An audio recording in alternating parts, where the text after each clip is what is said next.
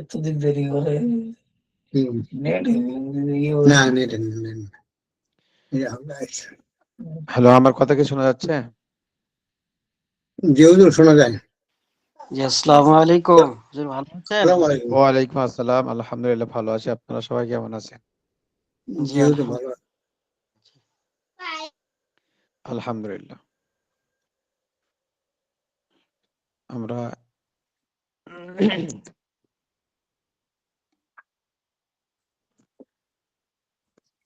ঠিক আছে, আমরা তাহলে কিতাব বের করে সবাই এখনই শুরু হবে ইনশাআল্লাহ।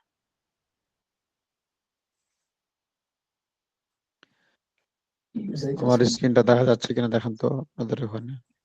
10 মিনিট হবে। এটা তো না। না এটা আমি না না। না 10 মিনিট।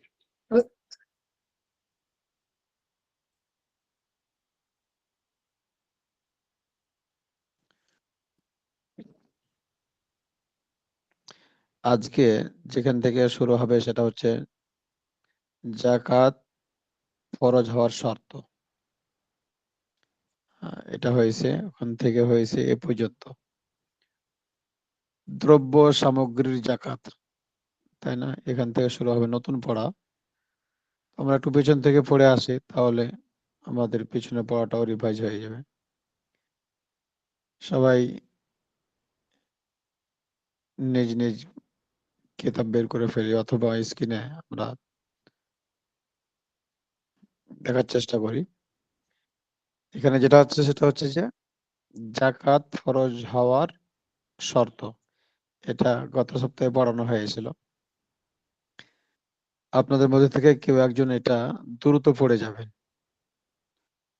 তাড়াতাড়ি শেষ করতে হবে কিতাব।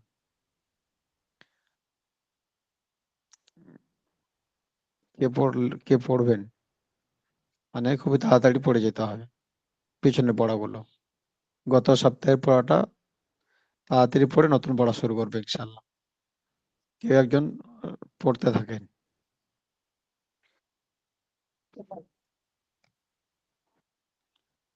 শুনছেন না আপনারা আমাকে?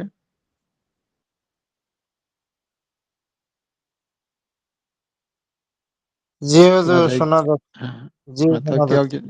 কেউ একজন শুরু করেন। ঠিক আছে হুজুর, কিতাবটা বের করি। হ্যাঁ, নাকি আমি সামনে শুরু করব বলেন? হুজুর আমি পড়তেছি, কিতাবটা বের করি। হ্যাঁ,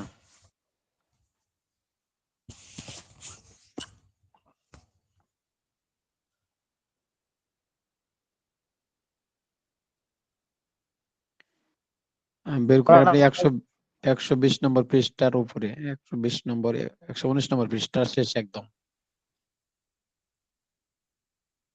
সবাই একটু মনোযোগী হয়।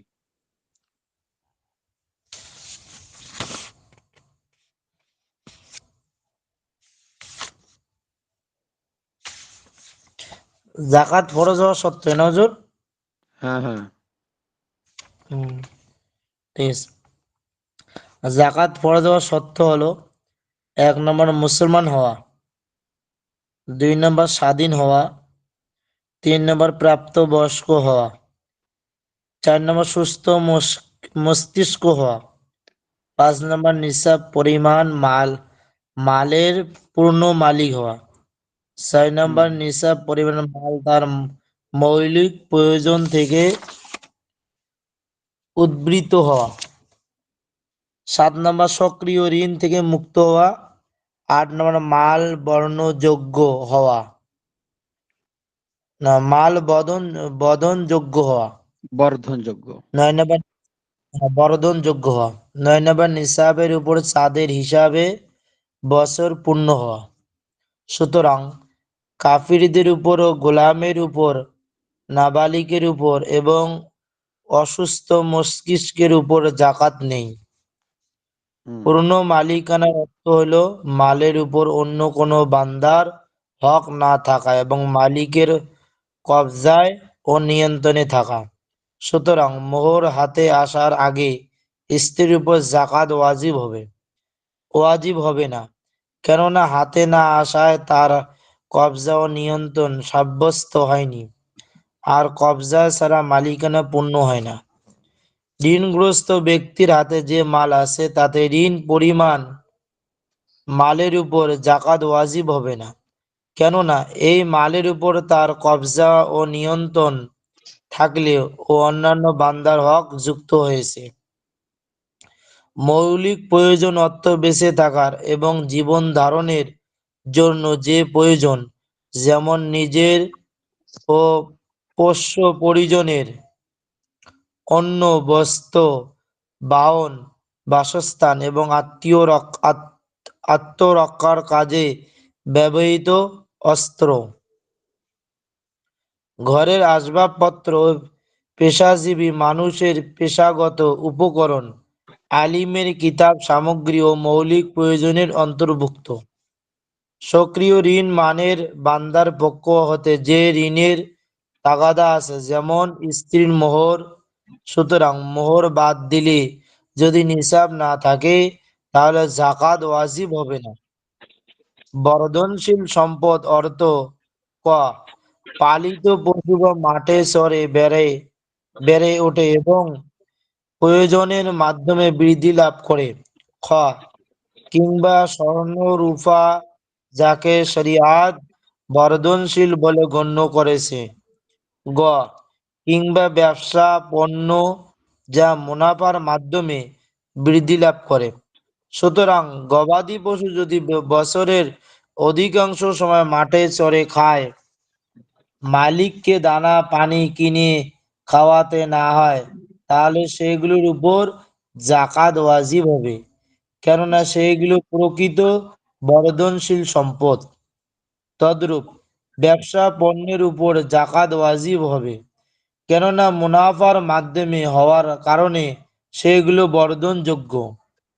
তদ্রূপ স্বর্ণ ও রৌপ্যর উপর জাকাত ওয়াজিব হবে, চাই না মুদ্রা রূপে সরকারি ছাপযুক্ত হোক বা না হোক, এবং চাই না অলংকার আকারে বা পাত্র আকারে হোক, কেননা ঘরে পড়ে থাকলেও শরিয়াতে এগুলোকে বর্ধন গুণ সম্পূর্ণ মনে করেছে। মণিমুক্ত ও অন্যান্য মূল্যবান পাথর ব্যবসা পণ্য না হলে সেগুলোর উপর জাকাত ওয়াজিব হবে না, কেননা তা বর্ধনশীল নয়, বর্ধনযোগ্যও নয় এবং বর্ধন গুণ সম্পন্নও নয়। বিভিন্ন মালের ক্ষেত্রে জাকাত ওয়াজিব হওয়ার নিসাব ও বিভিন্ন সে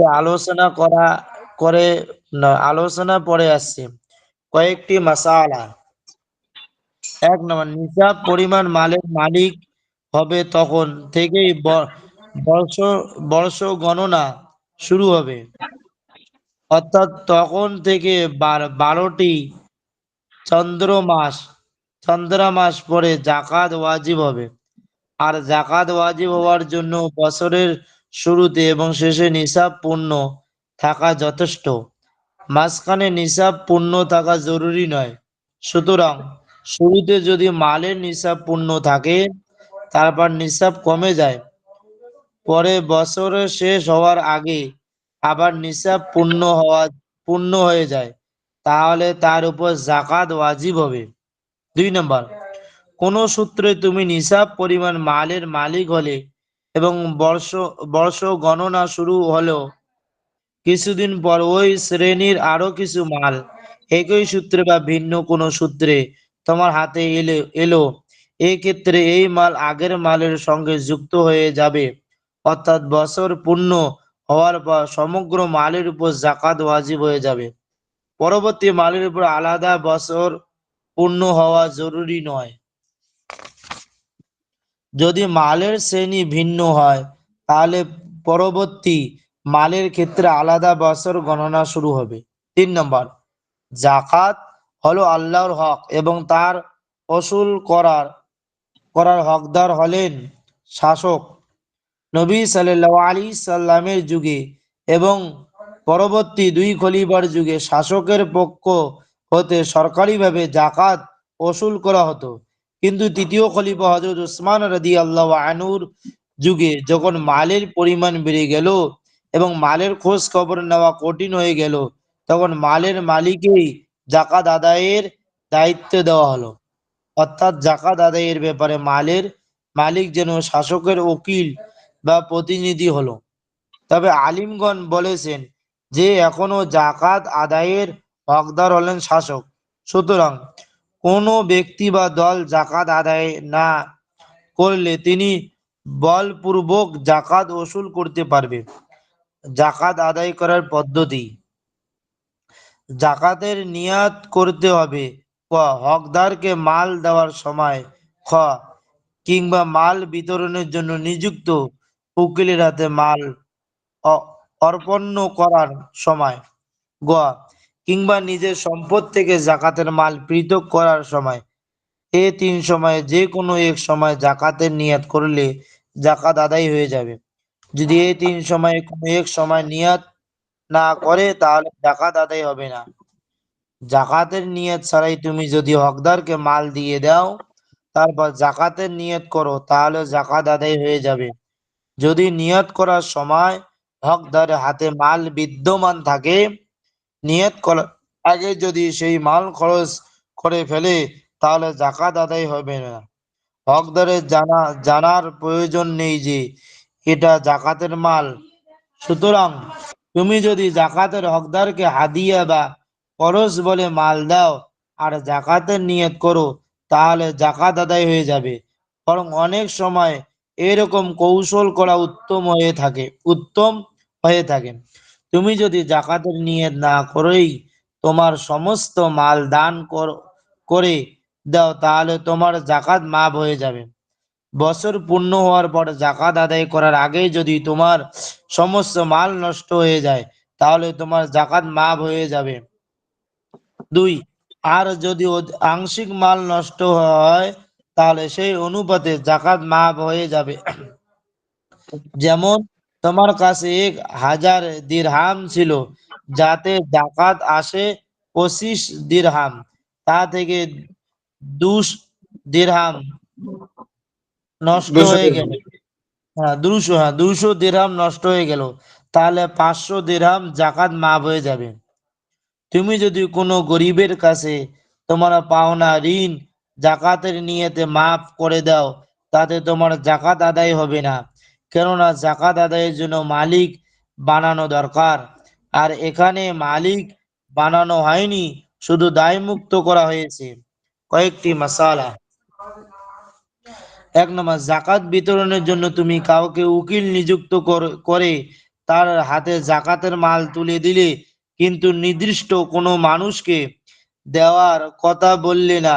এই অবস্থায় সে তার প্রাপ্ত বয়স্ক গরিব সন্তানকে বা গরিব স্ত্রীকে তা দিতে পারে, কিন্তু নিজে গরিব হলেও তা নিতে পারে না।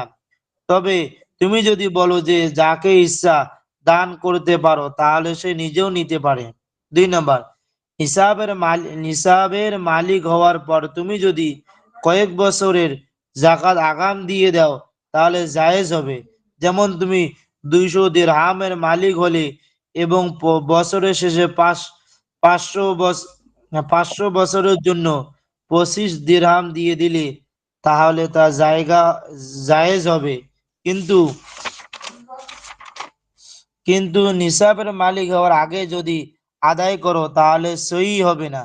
যেমন 100 দিরহামের মালিক হয়ে তুমি 500 দিরহাম আদায় করলে, তারপর 200 দিরহামের মালিক হলে এবং বছর পূর্ণ হলো এই অবস্থায় আগের 500 দিরহাম যথেষ্ট হবে না। ওটা 500 না 5।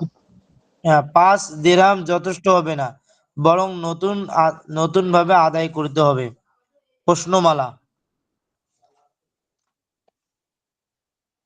প্রশ্নমালা পরে পড়তে থাকেন, আমি প্রশ্নমালা পরে বোঝাচ্ছি। তো এখন কোথায় বলবো হুজুর? আর তো নাই বুঝি, এইখান থেকেই শেষ। না আরো আছে। ও কয়েকটি মাসালা। ও না, স্বর্ণর উপর জাকাত। স্বর্ণ ওর উপর জাকাত, হ্যাঁ এখান থেকে পড়েন। স্বর্ণের ক্ষেত্রে জাকাতের নিসাব হলো 20 মাসকাল, না মিসকল। মিসকাল। আধুনিক হিসেবে 7.5 তোলা বা 85 গ্রাম এবং রৌপ্যর ক্ষেত্রে নিসাব হলো 200 দিরহাম। আধুনিক হিসেবে 52.5 তোলা বা 595 গ্রাম, আর জাকাতের পরিমাণ হলো 40 ভাগের 1 ভাগ। একদম 40 ভাগের 1 ভাগ। সুতরাং তুমি যদি 20 মিসকাল স্বর্ণের মালিক হও এবং বছর পূর্ণ হয়, তাহলে তোমাকে অর্ধ মিসকাল জাকাত দিতে হবে। আর যদি 200 দিরহামের মালিক হও, তাহলে 5 দিরহাম জাকাত দিতে হবে। ইচ্ছা করলে তুমি প্রচলিত মুদ্রায় হিসাব করে প্রচলিত মুদ্রায় জাকাত দিতে পারো। এমনকি মূল্য হিসাব করে সেই মূল্যের অন্য কোনো জিনিসও জাকাত হিসেবে দিতে পারো। স্বর্ণ বা রূপোর মিশ্রিত খাদের পরিমাণ কম হলে এবং স্বর্ণ বা রৌপ্যর পরিমাণ বেশি হলে পুরোটাই স্বর্ণ বা রূপোর বলে গণ্য হবে, আর খাদের পরিমাণ বেশি হলে তা সাধারণ দ্রব্য বলে গণ্য হবে। নিসাবের অতিরিক্ত স্বর্ণ বা রৌপ্যর উপর আনুপাতিক হারে জাকাত ওয়াজিব হবে। যেমন অতিরিক্ত 10 মিসকাল হলে এবং মিসকালের 4 ভাগের 1 ভাগ ওয়াজিব হবে। তদুরূপ অতিরিক্ত 100 দিরহাম হলে 2.5 দিরহাম ওয়াজিব হবে। কয়েকটি মাসালা। 1 নম্বর, রূপার একটি পাত্রের ওজন 150 দিরহাম, কিন্তু কারু কাজের কারণে তার মূল্য 200 দিরহাম, এক্ষেত্রে তাতে জাকাত ওয়াজিব হবে না। তদ্রূপ স্বর্ণের একটি পাত্রের ওজন 15 মিসকাল, কিন্তু কারুকাজের কারণে তার মূল্য 20 মিসকাল, এক্ষেত্রে তাতে জাকাত ওয়াজিব হবে না। 2 নম্বর, যদি নিসাবের কম স্বর্ণ এবং নিসাবের কম রৌপ্য থাকে, কিন্তু দুটোর মূল্য একত্রিত করলে একটি নিসাব পূর্ণ হয়ে যায়, তাহলে একত্রিত করে সেই নিসাবে জাকাত দিতে হবে। যেমন তোমার কাছে 100 দিরহাম আছে আর 100 দিরহামের মূল্য 5টি দিনার আছে, তাহলে দিনারের মূল্য ধরে রৌপ্যর নিসাব পূর্ণ করা হবে এবং তাতে 5 দিরহাম জাকাত আসবে। কেননা এই হিসাব গরিবের জন্য কল্যাণকর। 3 নম্বর, তোমার কাছে স্বর্ণ বা রৌপ্য নেই, আহ, গুজে মুদ্রা আছে যার মূল্য 52.5 তোলা রূপোর সমান, তাহলে তাতে জাকাত ওয়াজিব হবে। এখান থেকে ছিল।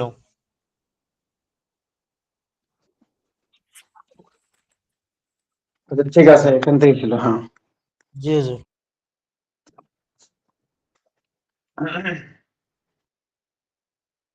প্রশ্নমালা থাকো, তাই না? প্রশ্নমালা নাম বুঝাচ্ছি। জি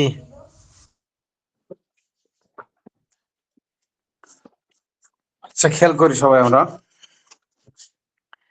উপরে একটা প্রশ্নমালা আছে, এটা হচ্ছে 124 নম্বর পৃষ্ঠা। সবাই খেয়াল করেন। জাকাত সম্পর্কে কিছু আলোচনা করো, যেটা পড়া হলো আর কি। জাকাতের আবিধানিক ও পারিভাষিক অর্থ বলো। জাকাত এর আবিধানিক অর্থ হচ্ছে কি? পবিত্র, তাই না? আর পারিভাষিক অর্থ হলো কি? পারিভাষিক অর্থটা বলেন।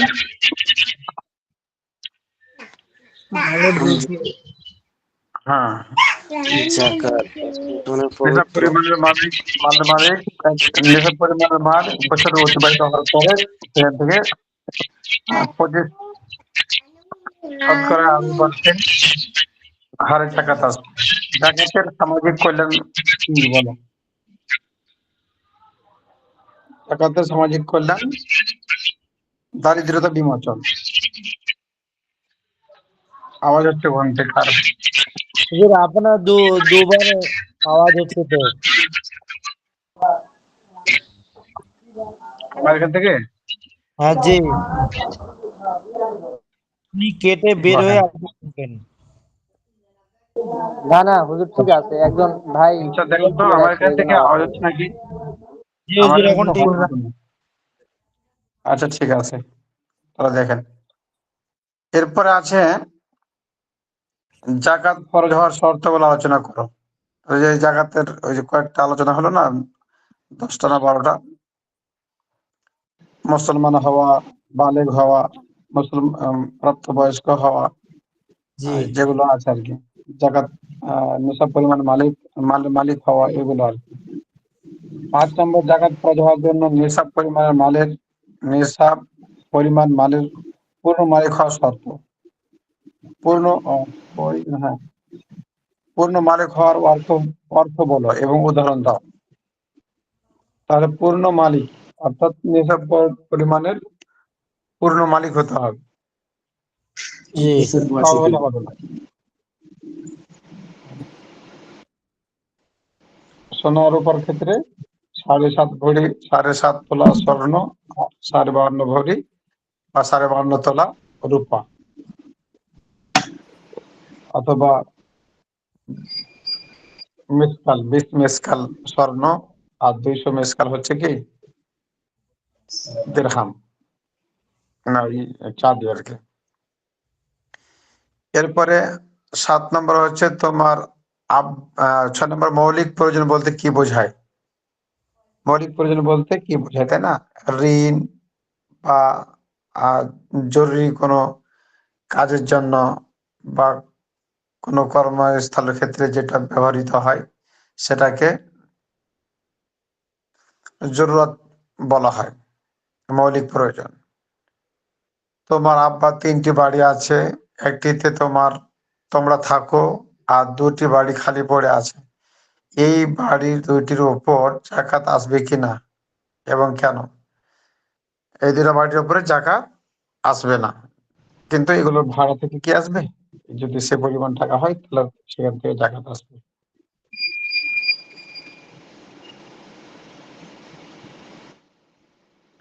8 নম্বর, তোমার আব্বার 10 লাখ টাকা মূল্যের একটি গাড়ি আছে, অথচ 3-4 লাখ টাকা মূল্যের গাড়িতেই প্রয়োজনে পূরণ হয়ে যায়।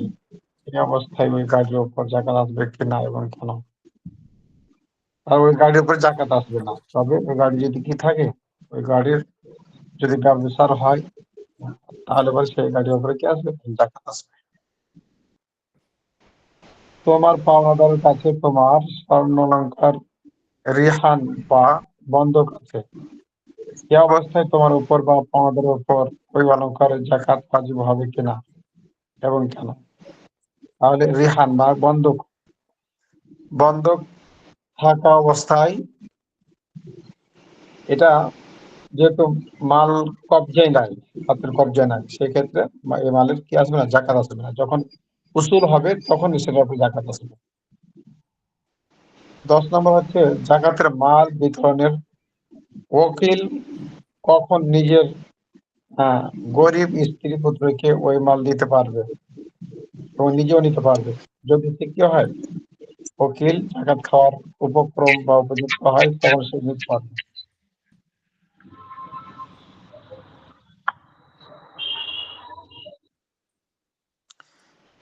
এখানে কিছু প্রশ্ন আছে। হুজুর 10 নম্বরটা আবার একটু সর্ব বলে দিলে ভালো হতো। 10 নম্বরটা একটু বুঝতে পারলাম না হুজুর। 10 নম্বরটা, জাকাতের মাল বিতরণের ওকিল কখন নিজের গরিব স্ত্রী পুত্রকে ওই মাল দিতে পারবে।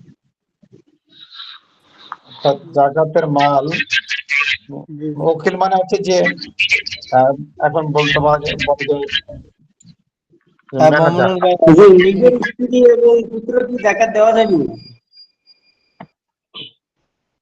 হ্যাঁ, নিজের স্ত্রী পুত্রকে, মানে এ তো ওকিল মানে হচ্ছে ম্যানেজার। মনে করেন যে একজন মালিক একজন জি তার ম্যানেজারকে বলছে যে এই জাকাতের মালগুলো তুমি বিতরণ করো।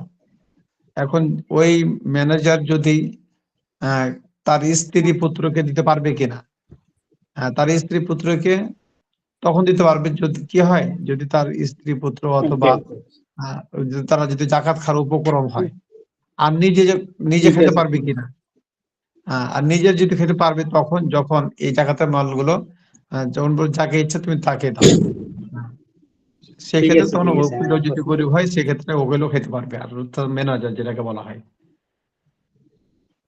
হুম এখানে প্রশ্ন নিচে আছে 26 নম্বর পৃষ্ঠায়, স্বর্ণ ও রৌপ্যের ক্ষেত্রে জাকাতের নিসাব কি এবং জাকাত আদায়ের পরিমাণ কি? স্বর্ণপর ক্ষেত্রে জাকাতের নিসাব কি? অর্থাৎ 52 তোলা রূপা আর 7.5 তোলা 7.5 তোলা স্বর্ণ, এটা হচ্ছে স্বর্ণের উপর 52 তোলা নিসাব। এবং আদায়ের পরিমাণ কি? এগুলো হচ্ছে 40 ভাগের 1 ভাগ। হ্যাঁ, অর্থাৎ আহ, 1 লাখ যদি এটাকে হ্যাঁ যদি এটাকে টাকায় কনভার্ট করা হয় তাহলে সেটা আসবে, পরিমাণটা আসবে হচ্ছে কত? 1 100 লাখ টাকাতে টাকা 2,500 টাকা। হ্যাঁ 100 টাকাতে 2.5 টাকা, 1 লক্ষ 1000 টাকাতে 2,500 25 টাকা টাকা, 1000 টাকাতে 25 টাকা। আর 1 লাখ টাকাতে কত 2,500 হচ্ছে? 2,500 1 লাখ টাকাতে 2,500। এই হারে কি করবে? জাকাতটা দেবে। স্বর্ণ অলংকারের জাকাত স্বর্ণ দ্বারা না দিয়ে অন্য অন্য কিভাবে দেওয়া যায়? উদাহরণ সব বুঝিয়ে বলো। স্বর্ণ অলংকার যদি কেউ স্বর্ণ অলংকার দ্বারা না দেয়, অন্য কিছু দিয়ে তাও হবে। যেমন মনে করেন যে দেখা গেল তার জাকাত আসছে সাড়ে সাড়ে 7 তোলা স্বর্ণের জাকাত যতগুলো বের হয়, ওটা ওই হারে যদি কেউ টাকা দিয়ে দেয় সেটাও আদায় হবে। 4 নম্বর যেটা হচ্ছে 3 নম্বর, নেশাবের কম স্বর্ণ ও রৌপ্য থাকলে কি করণীয়? উদাহরণ দিয়ে বুঝিয়ে বলো। নেশাবের কম যদি স্বর্ণ হয়, ও রৌপ্য থাকলে কি করণীয়? নেশাবের কম, মনে করেন যে 7.5 ভরি কারো কি আছে স্বর্ণ, মানে 52.5 ভরি, মানে 50 ভরি, মনে করো 50 তোলা রূপা আছে, এখনো কিন্তু আড়াই আড়াই তোলা বাকি আছে। এখন জাকাত তখন ফরজ হচ্ছে না। এখন যদি সেক্ষেত্রে কিছু স্বর্ণ থাকে, তাহলে এই স্বর্ণ দ্বারা ওই নেশাব পূরণ করা যেতে পারে, দিয়ে জাকাত বের করতে বের করা যেতে পারে।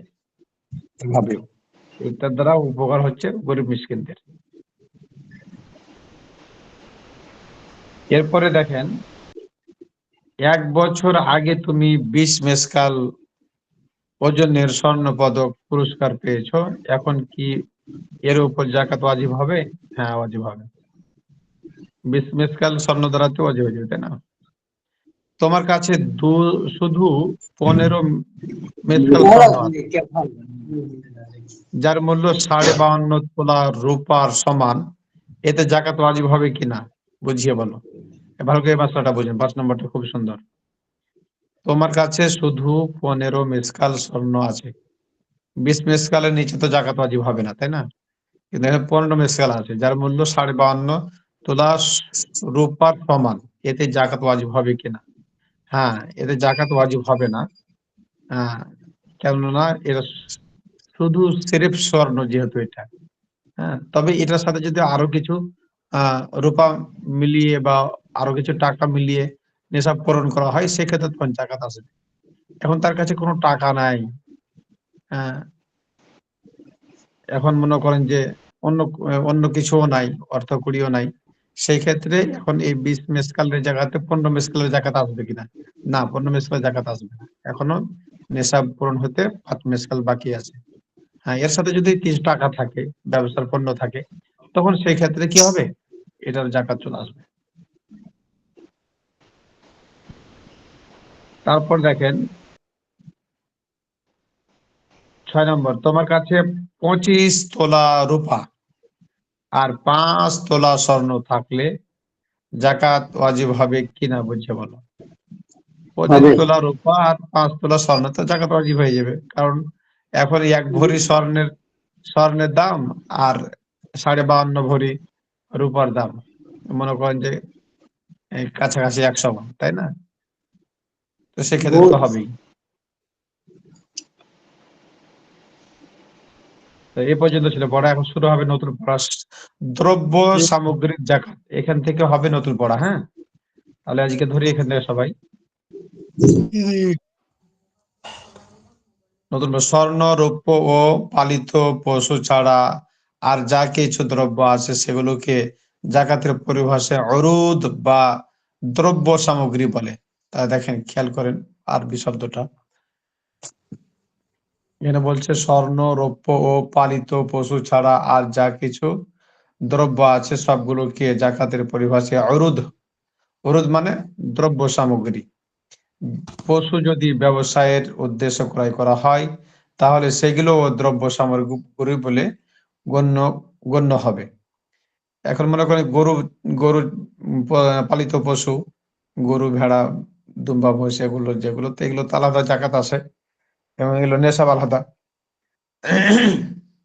সেই ক্ষেত্রে এগুলোকে অরুদ বলা যাবে কিনা, যে হ্যাঁ এগুলো যদি ব্যবসার হয় সেই ক্ষেত্রে অরুদ বলা যাবে, অর্থাৎ দ্রব্য সামগ্রী বলা যাবে।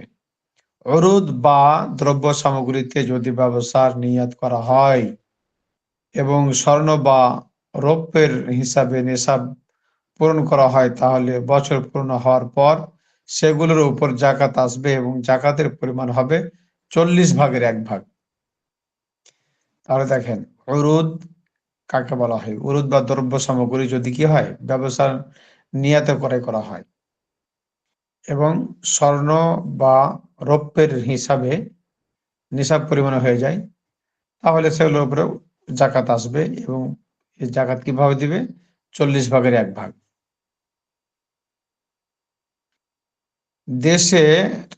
দেশের প্রচলিত মুদ্রায় বাণিজ্য দ্রব্যের মূল্য নির্ধারণ করা হবে।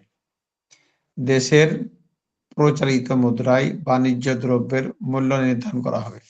তাহলে যে বাণিজ্য দ্রব্য যেগুলো আছে, একটা ব্যবসায়িক যারা বিজনেসম্যান যারা, তারা মূল্য নির্ধারণ করবে কি দিয়ে? প্রচলিত মুদ্রায়, অর্থাৎ যে দেশে সে ব্যবসা করছে সেই দেশের মুদ্রা। দোকান, দোকানের আসবাবপত্র, দোকানের আসবাব এবং ব্যবসায়ের প্রয়োজনীয় উপকরণ নিসাবের হিসাবের অন্তর্ভুক্ত হবে না। দোকান, মনে করেন দোকান আছে, দোকান ঘরটা এটা নেশার মধ্যে যুক্ত হবে না। এবং আসবাবপত্র, যেমন মনে করেন যে দোকানের ড্রেসিং করা লাগে না, বা ডেকোরেশন করা লাগে, এগুলোর মূল্য আসবে না, শুধু পণ্যগুলোর আসবে। হ্যাঁ, তারপরে দেখেন, তোমার মালিকানায় যদি জমি, বাড়ি, পশু বা অন্য কোনো দ্রব্য থাকে আর সেগুলোতে ব্যবসার নিয়ত না করো তাহলে তাতে জাকাত আসবে না। তাহলে কি বললো এখানে? তোমার মালিকানায় যদি জমি, বাড়ি, পশু বা অন্য কোনো দ্রব্য থাকে আর সেগুলোতে ব্যবসার নিয়ত না করো তাহলে সেগুলোতে জাকাত আসবে না। হ্যাঁ, সেটাই তো। এখন এগুলো যদি ব্যবসার নিয়ত করে ফেলে তাহলে পরে সেখানে তো কি আসবে? সেক্ষেত্রেও তার যেমন জমির কিন্তু জাকাত আসে না, কিন্তু এটা যদি কি হয়, ব্যবসার জমি হয়, যেমন প্লট আকারে মানুষে কি করে, জমির ব্যবসা করে, এটা যদি কি হয় তখন সেই ক্ষেত্রে এই জমির এই মূল্যের উপরে জাকাত আসবে। মানে বাড়ি যদি কি হয়, ফ্ল্যাট বিক্রির ব্যবসা হয়, যেমন যেটা এখন বর্তমান যুগে চলছে, তাই না? যেমন এখন মনে করেন যে বিশাল বিশাল কোম্পানিগুলো এগুলো বাড়ি বানাচ্ছে, ফ্ল্যাট বিক্রি করছে, এগুলো এখন চলতেছে কিন্তু বর্তমান আধুনিক যুগে। তার মনে করেন যে এটা যদি ব্যবসার হয়, আর এখনকার যুগের যেগুলো, তো এগুলো সব ব্যবসার বিশাল বিশাল কোম্পানি, বড় বড় কোম্পানি যেগুলো, ওগুলো মনে করেন বাড়ি বিল্ডিং উঠাচ্ছে, এগুলো বিক্রি করছে, বা ফ্ল্যাট বিক্রি করছে, এগুলো কিন্তু এখন বর্তমান যুগে এটাই চলতেছে, খুব বেশি চলছে, কম না। এটা হয়তো আপনারা জানেন। তো সেক্ষেত্রে এগুলোর উপরে কি আসবে? এগুলোর মূল্যের উপরেও জাকাত আসবে। ভাই আপনারা শুনতে পাচ্ছেন আমাকে?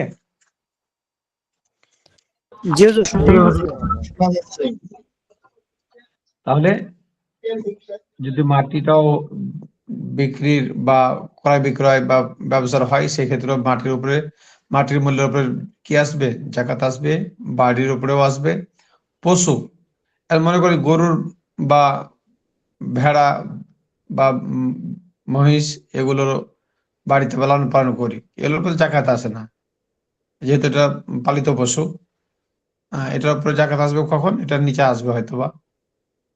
কিন্তু এটা যদি কি হয়, ব্যবসার হয়, মনে করেন যে আপনি 5টা গরু কিনে নিয়ে আসছেন, কিন্তু এই 5টা গরুর উপরে জাকাত আসে না সাধারণত, যদিও এগুলো নেশাব পরিমাণের সমান হয়ে যায়, কিন্তু এগুলোর উপর জাকাত আসবে না কেন? এটার আলাদা একটা জাকাতের নেশাব আছে। এই গদাবি বছর আলাদা একটা কি আছে, নেশাব আছে, ওই পরিমাণ হলে পারে সেগুলোর উপর জাকাত আসবে এবং শর্ত সাপেক্ষে। কিন্তু এটা যেহেতু আহ এগুলো যেহেতু ব্যবসার, সেই ক্ষেত্রে এগুলোর উপরে কি আসবে, জাকাত আসবে যদি সেই এই এগুলো যদি নেশাব পরিমাণ কি হয়, নেশাব পরিমাণের পূরণ হয়ে যায়। তাহলে এখানে যেটা বললো, তোমার মালিকানায় কি আছে, যদি জমি বাড়ি পশু বা অন্যান্য কোনো দ্রব্য থাকে আর সেগুলোতে ব্যবসা নিয়ত না করা হয় তাহলে তাতে জাকাত আসবে না।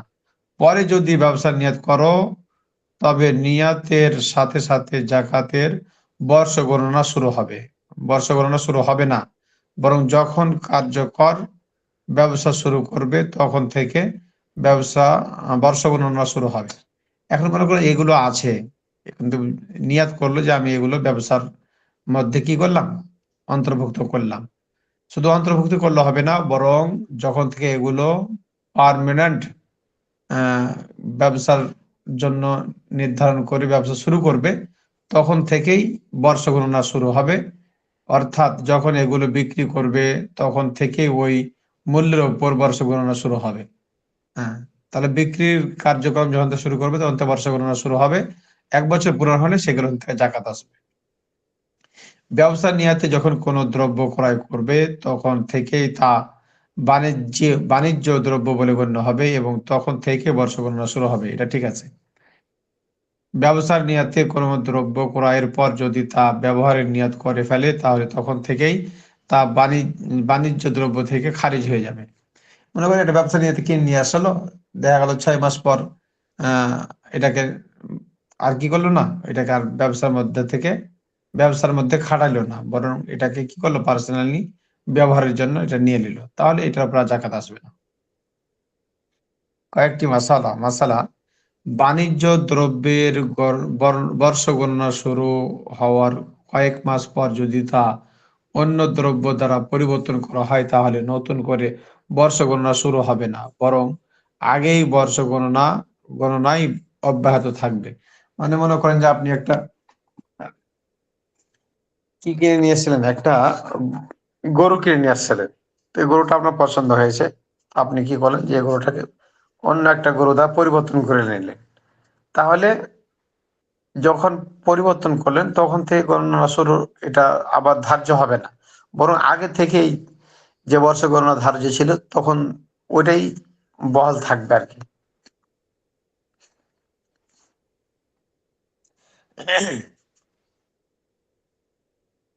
2 নম্বরটা দেখেন, যদি নিসাবের কম স্বর্ণ বা রৌপ্য থাকে এবং নিসাবের কম বাণিজ্য দ্রব্য থাকে তাহলে সেগুলোর ক্ষেত্রে মূল্য হিসাব করা হবে। মানে কিছু স্বর্ণ আছে অল্প, কিছু চাঁদি আছে অল্প, কিছু ব্যবসার মাল আছে অল্প, এগুলো কি করা হবে, এগুলো একত্রিত করে যদি নিসাব পরিমাণ মালিক হয়ে যায় তখন এগুলোর উপরে জাকাত আসবে। 3 নম্বর, ব্যবসার নিয়তে ক্রয়ের পর যদি ব্যবহারের নিয়ত করা হয় তারপর আবার ব্যবসার নিয়ত করা হয় তাহলে দ্বিতীয় নিয়ত থেকে বর্ষ গণনা শুরু হবে, প্রথম নিয়তের সময় থেকে নয়। মনে করেন যে আপনি একটা দ্রব্য কিনেছিলেন ব্যবসার, এটা 6 মাস পর আপনি নিয়ত করলেন যে এটা আর ব্যবসার জন্য নয়, এটা আমি এখন ব্যবহার করব। তো সে ব্যবহার করতে লেগেছে, মনে করেন 2 মাস পর আবার সে নিয়ত করলো যে না এটাকে ব্যবসার মধ্যে ঢোকায় দেবো। তো আবার ব্যবসার মধ্যে যখন ঢোকাইলো তখন থেকে আবার বর্ষ গণনা শুরু হবে, আগেরটা বাতিল হয়ে গেছে।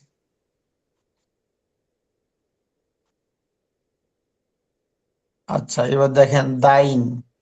দাইন মানে হচ্ছে পাওনাদার, ঋণ। এটা খুব সুন্দর একটি মশালা, সবাই একটু খেয়াল করি। আপনারা আছেন তো আমার সাথে?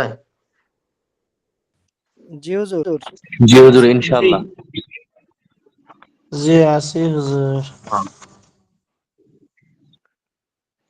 আপনাদের কি ঘুম ধরতেছে না? জি হুজুর। শুনছি ওস্তাদ। ক্লাসের টাইম ঠিক আছে তো, নাকি আরো আগে না আগে আরো পরে করা হলে ভালো হবে, না এটাই ঠিক আছে?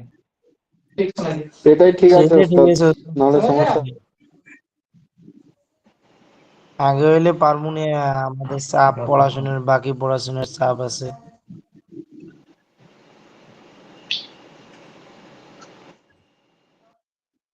এটাই ভালো থাকবে। এটা টাইম ঠিক আছে। শীতের রাত যেহেতু বড় আছে, অসুবিধা নেই। হুজুর শীতের রাত কি, আমাদের পড়াশোনার চাপ হয়ে যায় হুজুর। এটা ক্লাস করে বাকি পড়া পড়তে লাগবে আবার ফির ক্লাস করে। হুম। আচ্ছা ঠিক এখন আছে। তো ইয়াশা অনেকটা আগেই আমি পড়া তো হয় নামাজ, তো হ্যাঁ, ক্লাসের জন্য ওয়েট করতে হয় অনেক সময় দেখা গেছে। দেখেন একটু পরামর্শ করে।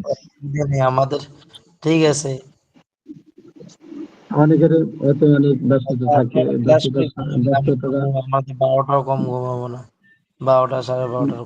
ভাই আমাদের তো আবার ফজরে উঠতে হয়, বুঝতে পারছেন না? এখন যেহেতু এসা আমরা আমরাও কিন্তু 7টায় পড়ে ফজরে ফেলতেছি, উঠি, আমরা তো জামাতে কিন্তু সেই ফজরে উঠি। 9টায় ক্লাস, মাঝখানে এটা ক্লাসের জন্য আরো 2 ঘন্টা ওয়েট করতে হয়। ভাই 9টার আপনাদের খাবার এনে খেয়ে ঘুমোতে বাংলাদেশ, যায়। বাংলাদেশে 9টা বাজে, আমাদের 8:30 ঠিক আছে ভাই। আমাদের হিসাব করতে করতে 8:15 বাজে, 8টা 8:15 বাজে, ঠিক আছে। আমাদের এখানে যেমন আট 8:45 জামাত, নামাজ শেষ করতে, তালিম পড়তে প্রায় 8টা বেজে যায়।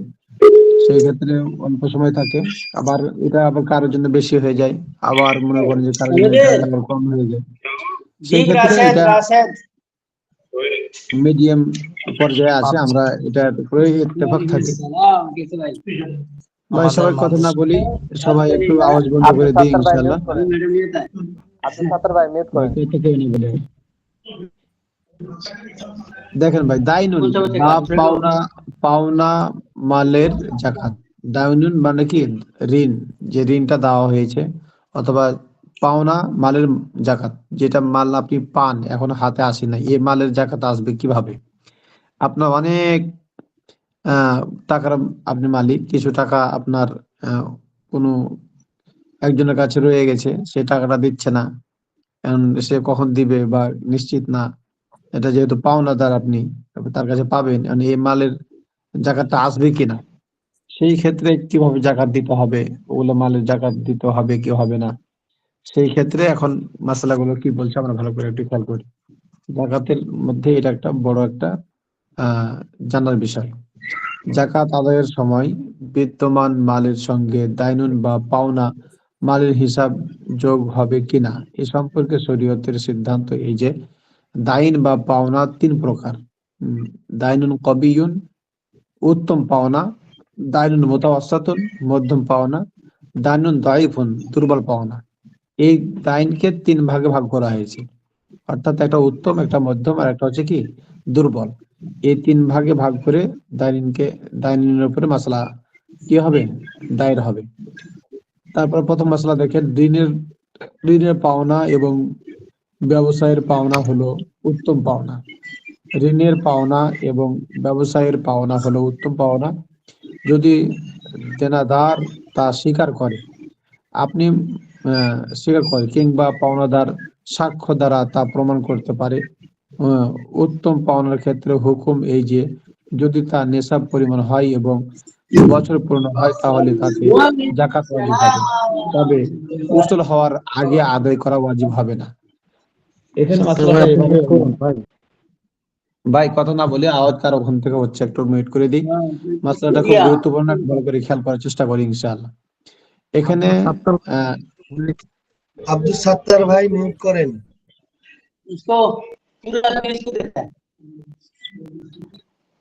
আপনাদের এখান থেকে এত বেশি আওয়াজ আসলে কি আর পড়ানো ভালো লাগে বলেন?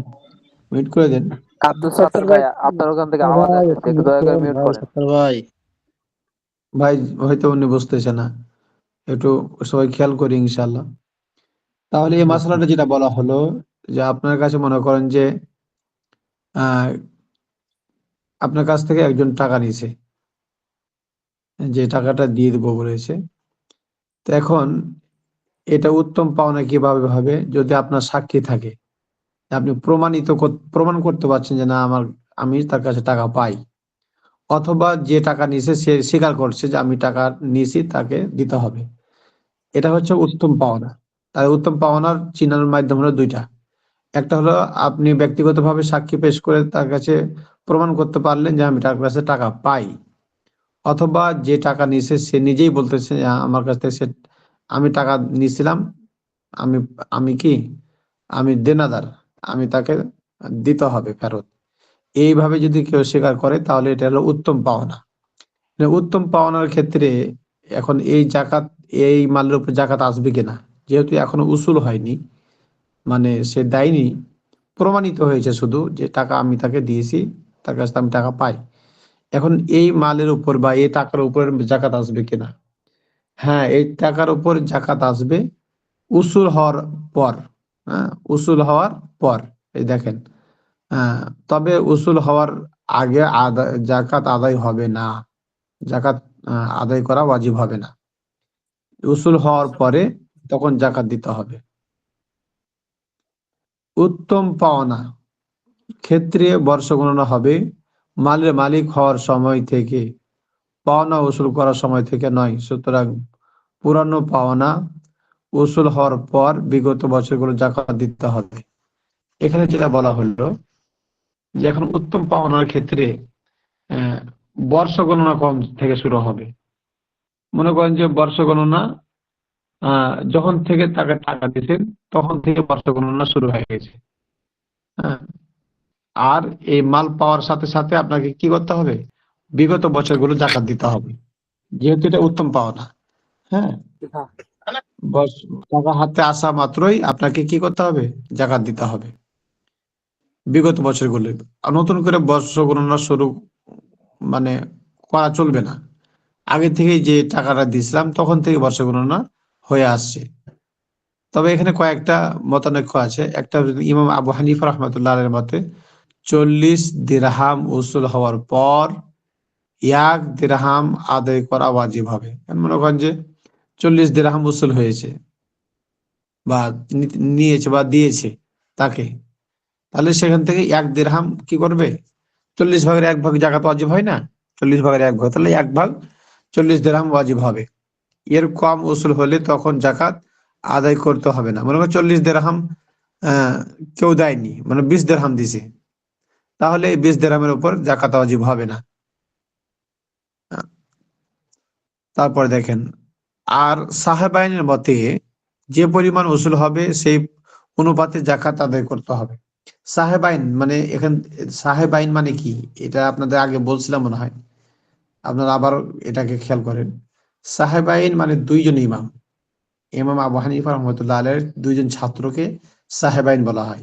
একজন ইমাম আবু ইউসুফ রহমতুল্লাহ আলাই, আর একজন হচ্ছে ইমাম মোহাম্মদ রহমতুল্লাহ আলাই।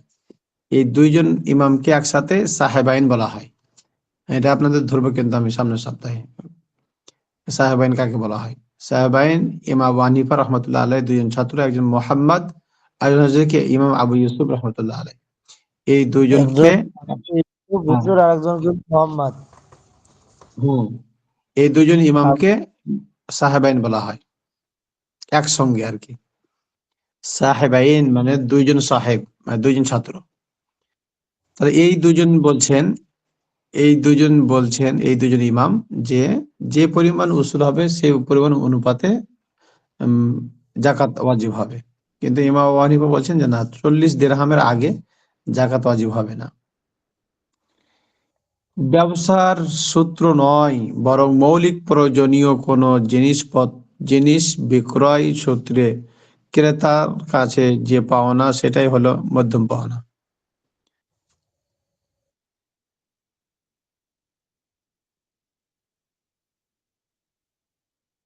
তাই ব্যবসা সূত্র নয়, বরং মৌলিক প্রয়োজনীয় কোনো জিনিস বিক্রয় করার সূত্রে যে পাওনা সেটা হচ্ছে মধ্যম পাওনা। মধ্যম পাওনার ক্ষেত্রে আবু হানিফা রহমতুল্লাহ আলাইহির মতে পূর্ণ নিসাব পরিমাণ উসুল করার পর জাকাত আদায় করা ওয়াজিব হবে। নিসাবের কম উসুল হলে সেটাতে জাকাত ওয়াজিব হবে না। মধ্যম পাওনাটার চিহ্ন মানে চিনার উপায় কি? চিনার উপায় হলো যে মৌলিক প্রয়োজনে কোনো জিনিস বিক্রি করেছিল, এই সূত্রে ক্রেতা কাছে সে কি করে, সে পায়। মনে করেন যে আপনার একটা গরু বিক্রি করছেন, গরু বিক্রি করার পরে টাকাটা আপনাকে যে দিবে সে টাকাটা আপনাকে দেয়নি, তো এরকম একটা, অথবা কোনো ব্যবসার পণ্য এরকম হতে পারে। তো ইমাম আবু হানিফা বলছেন যে এখানে পুরা টাকা উসুল না হলে পারে, এখানে বলছে নিসাব পরিমাণ মালের মালিক মাল উসুল না হলে পরে জাকাত দিতে হবে না, বা জাকাত দেওয়া ওয়াজিব হবে না। এরকম হলে উসুল হবে না। কিন্তু সাহেব আইন বলছে, ওই যে ইমাম আবু হানিফা রহমাতুল্লাহ দুইজন ছাত্র বলছে, সাহেব আইনের মতে পরিপূর্ণ উসুল হবে সেই অনুপাতে জাকাত আদায় করতে হবে। যে পরিমাণ উসুল হবে সেই পরিমাণ, আগের মাসলায় তাদের যে পরিমাণ উসুল হবে সেই পরিমাণ জাকাত দিবে। সুতরাং পাওনা যদি 1 দিরহাম হয় আর 200 দিরহাম উসুল হয়, তাহলে 5 দিরহাম জাকাত আদায় করতে হবে। 100 দিরহাম উসুল হলে আবু হানিফা রাহমাতুল্লাহির মতে তখন কিছু আদায় করতে হবে না। যখন আরো 100 দিরহাম উসুল হবে তখন 5 দিরহাম জাকাত ওয়াজিব হবে। সাহেবাইনের মতে তখন 2.5 দিরহাম হুজুর আদায় করতে উসুল হবে। কি হুজুর? উসুল মানে হুজুর আদায় উসুলটা করা। কি? উসুল মানে কাটতে আদায় আদায় করবো? করা। আদায়। হ্যাঁ, তাই এখানে যেটা বলা হলো যে ইমাম আবু হানিফা রাহমাতুল্লাহির মতে 100 দিরহাম উসুল হলে পারে, বা আদায় করা মানে তার কাছ থেকে ফেরত পেলে পারে 100 দিরহামের উপরে আদায় হবে না, মানে জাকাত ওয়াজিব হবে না। 200 হুজুর, উসুলটা দিরহাম কোথায় উসুল থেকে হলে হবে? পারে, বা আদায়, উসুল যে পাওনাদারের কাছ থেকে, যদি, মানে এটা তো ঋণ, হ্যাঁ, এই ঋণটা যদি পাওনাদারের কাছ থেকে 100 দিরহাম উসুল হয়, তাহলে ইমাম আবু হানিফা বলছেন যে না, এর জাকাত আসবে না, ওয়াজিব হবে না। 200 দিরহাম হলে পরে 5 দিরহাম তখন কি হবে? তখন জাকাত আসবে। আর সাহেবাইন বলছেন যে যেই অনুপাতে কি হবে, উসুল যতটুকু হবে, উসুল হবে আদায় করা ততটুকু হবে, হবে। সেই অনুপাতে জাকাত দিতে হবে। তাহলে আমরা কোনটা অনুসরণ করবো ওস্তাদ? দুইটা মত হয়ে যাচ্ছে। এখানে আহ দুটো মতামত পাওয়া গেল, একটা হচ্ছে ইমাম আবু হানিফার, তাদের ছাত্রদের মতামত, তাই না? তবে এখানে আহ আমাদের গ্রহণযোগ্য বা গ্রহণীয় উম, মত যেটা নিতে পারি আমরা, সেটা হচ্ছে ইমাম আবু হানিফা রহমতুল্লাহ আলাইহির যেটা মত। অথবা যদি কেউ মনে করেন যে আমার কাছে বেশি ভালো লেগেছে সাহাবাইনের মতটা, সেটাও গ্রহণ করতে পারে, অসুবিধা নেই এখানে। জি, সমস্যা নেই তাহলে এগুলো ওস্তাদ। এগুলো ফুরু মাসালা, হ্যাঁ, এগুলো নিয়ে তেমন কোনো আহামরি ধরপাকড় নাই। আপনি চাইলে এই দুটা মাসলার একটা মাসলার উপর আমল করতে পারেন। জি। তারপর হচ্ছে মধ্যম পাওনাতে গেলে, তাহলে মধ্যম পাওনার ক্ষেত্রে ও বর্ষ গণনা হবে মালিক হওয়ার সময় থেকে, মানে যখন আদায় করা হবে তখন থেকে বর্ষ গণনা শুরু হবে, পাওনা ওসুল করার সময় থেকে নয়। সুতরাং বিগত বছরগুলোর জাকাত আদায় করতে হবে, তবে আদায় করা ওয়াজিব হবে পাওনা উসুল করার পর।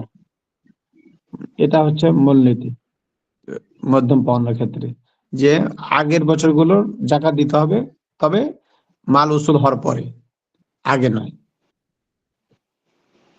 পাওনা যদি কোনো মালের বিনিময় না হয়, তাহলে সেটা হলো দাইনুন দাইফুন।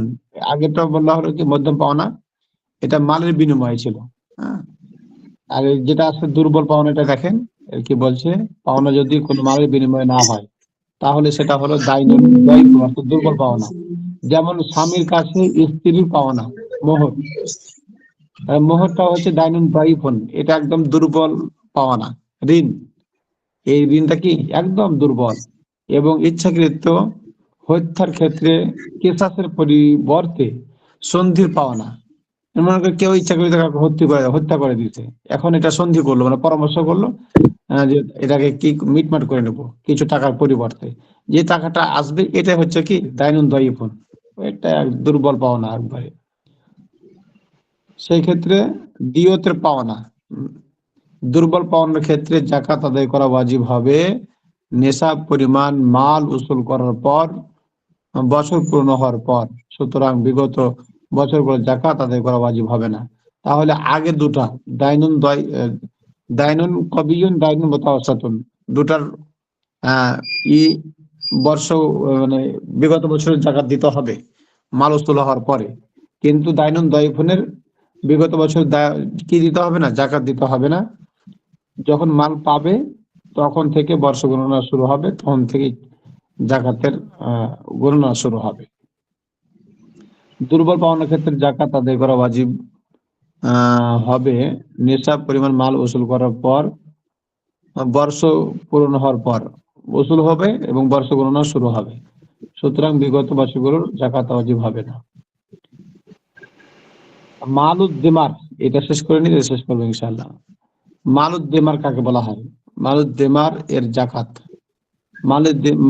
মালের মালিকানা আছে, মালের মালিকানা আছে ক, কিন্তু পাওনার আশা নাই, কিন্তু পাওয়ার কোনো আশা নেই, এমন মালকে মালের দেমার বলা হয়।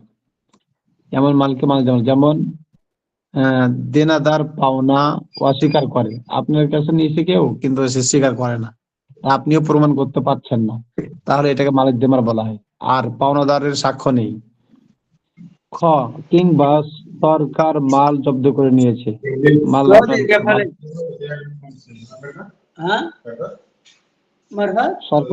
সরকার মাল যদি কি করে নেয়, জব্দ করে নেয়, সেক্ষেত্রেও এটা মালের দেমার হয়ে যাবে। গ, কিংবা খোলা মাঠে পুঁতে রেখেছিল, এখন জায়গা ভুলে গেছে, কোন একটা মাঠে পুঁতে রেখেছিল, যেটা আগের যুগের মানুষের করতো, মাটির নিচে অনেক অর্থ করি পুঁতে থাকতো, এটা আবার ভুলে যেত, তো ভুলে যাওয়ার পর, ভুলে গেলে তো আর খুঁজে পাবে না, সেক্ষেত্রে এটাও মালিক জেমার বলা হবে। ঘ, কিংবা নদীতে পড়ে গেছে, তাহলে সেটাও মালিক জেমার। তাহলে এখানে মালিক জেমারের কয়েকটা সংজ্ঞা বলা হলো, ক, ক, খ, গ, ঘ, এই চারটা। তারপর দেখেন মালে জেমার পাওয়া গেলে 1 বছর পর তাতে জাকাত আসবে এবং বিগত বছরগুলো জাকাত আসবে না। মালুন দাইনুন জাইফুনের মতো এটার হুকুম। হ্যাঁ, এটা মালে জেমার পাওয়ার পরে যদি কেউ পেয়ে যায় ঘটনাক্রমে, সেই ক্ষেত্রে 1 বছর অতিবাহিত হওয়ার পর তখন জাকাত আসবে। যে মাল হাতছাড়া হয়ে গেছে কিন্তু ফেরা পাওয়ার আশা আছে, তা মালে জিমার নয়। যেমন কুয়াই বা হাউজে পড়ে যাওয়া মাল, নিজের বা অন্য বাড়িতে পুঁতে রাখা মাল, এটাকে মালে জিমার বলা হবে না। এখান থেকে থাকবে, সময়ও কিছু পার হয়ে গেছে। আমরা তাহলে আজকে এখান থেকে আমরা পড়লাম, আগামী সপ্তাহের পর থেকে পড়া হবে। তো ঠিক আছে, সবাই ভালো থাকবেন, সুস্থ থাকবেন, আগামীতে ভালো করে পড়ে আসবেন সবাই ইনশাআল্লাহ।